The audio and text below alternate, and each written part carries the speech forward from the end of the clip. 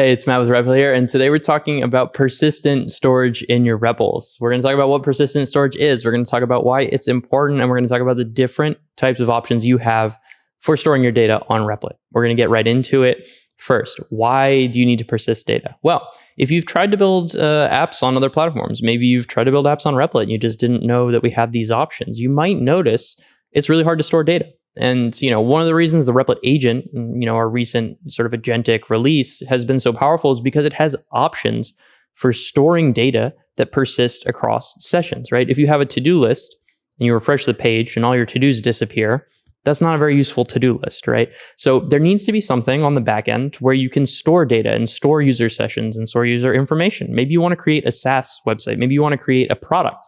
You need to be able to store your user data. You need to be able to store the information about that user and all the actions that they take, and then surface those so that people have an enjoyable experience and they can go away and come back to the application. Now, by default, the file tree that you see when you go into a REPL, when you go into the workspace, right, that is not persistent. If the REPL restarts, we're going to just roll back to the existing files. You can think about a REPL like a snapshot, like a deployment of a REPL is a snapshot of that REPL. So when you click deploy, we take the existing file structure and deploy it. If the user does stuff in that REPL alone, right, that data is not going to be saved. So you have to use some sort of persistent storage to make sure that you're storing user data. And we have 3 options for you to do that. And there are different types of storage. I used to work in data. I used to be a data engineer. So I'll talk about each of these, but I'm going to break it down into really simple terms that anybody can understand. Maybe you know more about these than I do. Awesome. This will be mostly informative. If not, hopefully I can help you understand the types of storage you have to choose from on Replit. Our first type of storage is Postgres, a Postgres database. What is Postgres? Postgres is a relational database, which means it stores data in tables. If you know nothing about a database, think about it like a series of Google spreadsheets that kind of connect to each other through IDs, through primary keys. And if you want to learn more about relational databases, there's a lot about that online. So I won't go into the details of what a relational database is. I'll just mention that we have embedded Postgres in Replit. So in one click, you can have a Postgres database that you can easily write and read from. And if you're using the Replit agent, it's aware of this database. It can build with Postgres databases. It's really quite seamless. So if you're looking for a relational database, most people, if they're building a production application, give Replit Postgres a shot. Some facts about our Postgres databases. Now, they're serverless. They're running all the time. It's actually backed by a company called Neon, which makes really great databases. But they can be accessed anywhere. That means if you click new database on Replit, you'll get a connection string and some credentials. You could actually access that database from your laptop. You could access it from a database client. You could build other things that point at that database using those connection credentials. You just have a database that's accessible anywhere. So I want to emphasize that because most people might assume the database is constrained to that REPL environment. It's not. You can make reads and writes anywhere you want to with that connection string. That also means that's sensitive information, so don't go like giving out your connection string to people. But I want to emphasize the database is available anywhere. Second point, the data is persistent, which is exactly what I've been describing, right? If a user navigates away, your database is still going to have that data. You can restart the REPL as many times as you want. As long as it's queuing off of that database, you're going to be able to persist data and create really great user experiences. Next, each REPL gets its own database. And you can access, as I mentioned, databases cross REPL using that connection string. But by default, if you click new database inside a REPL, it's going to create a new database. And you're not creating a database at the account level. It's at the REPL level. Again, if you want to use the same database across REPLs, you absolutely can do that. You just need to make sure you get the correct information and update your secrets accordingly. Again, you can get started in literally a click. They're backed by our friends at Neon, who make really great database products, excellent work. They're great for production data, and each database comes with 10 gigs of storage, which should be more than enough to get you off the ground running. The next type of storage on Replit is key value databases. Also a database, slightly different. Key value databases, I think conceptually make the most sense as thinking about them like dictionaries.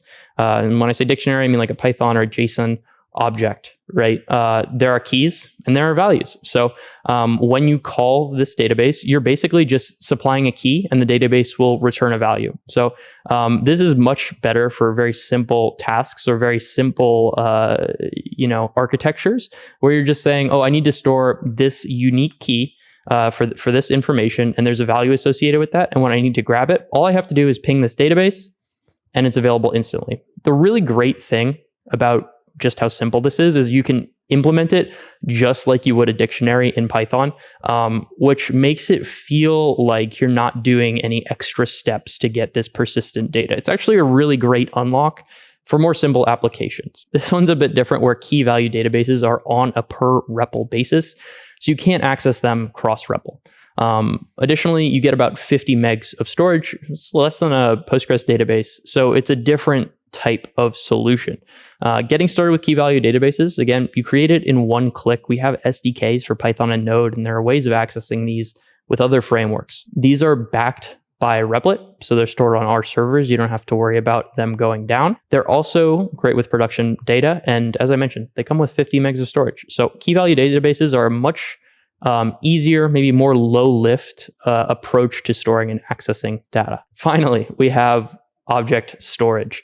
Now, object storage, the parallel I'll draw here, is like AWS or Google Cloud. As a matter of fact, our object storage is backed by Google Cloud. Like what you write is just going through a proxy layer to Google Cloud Storage. And what that means for object storage, if you're unfamiliar, think about it like a directory on your computer, but in the cloud. So you can add documents, you can add photos, you can add videos. You can just upload this thing to the cloud. It's pretty great. And really, you can upload an unlimited amount of data because we're just going to bill through the object storage that you use at the Google Cloud rate or an adjusted rate. So in that sense, object storage is super flexible. It almost acts like a directory. And if you have an application where you want users to upload PDFs or upload documents and then like be able to access those, like I think about building like conversion tools where I want to be able to like upload GIFs and then convert them. But maybe I want to re-access those GIFs or I want them to be stored temporarily somewhere. And I don't want them to just go in the REPL. You can use object storage for that. It's a perfect solution. So for object storage, you're creating a new like virtual file system or what we call a bucket per REPL. So we're not accessing these cross-REPL. And getting started is really simple. You can create them in one click. They're backed by Google Cloud. We have JavaScript and Python SDKs. And theoretically, you get unlimited storage. Upload stuff to your heart's content.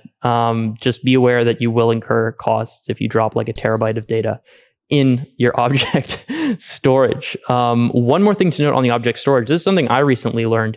Because our object storage is backed by Google Cloud, if there are operations that are outside of our Python and JavaScript SDKs, for example, continuous uploading or like chunked file uploading, like some more advanced interactions with object storage, you can actually directly leverage the Google Cloud SDKs. So if for some reason you don't want to use our code, you can just use any code that's in the Google Cloud docs, and it will work. We have instructions both in the actual object storage pane and in our documentation on how to authenticate with Google Cloud. But what you're doing is basically bypassing Replit and using the REPL to authenticate directly to Google Cloud for that bucket. This is a bit advanced, so if you don't understand what I'm saying, all I'm trying to communicate is if you don't want to use Replit's SDKs, you can just directly use the Google Cloud SDKs, which expose more advanced functionality. So that's been our 3 different types of persistent storage on Replit. Again, we have Postgres databases, which are great for production applications or relational data if you're storing them. Otherwise, we have key value databases, which are a more simple data structure, kind of akin to a dictionary or a JSON blob.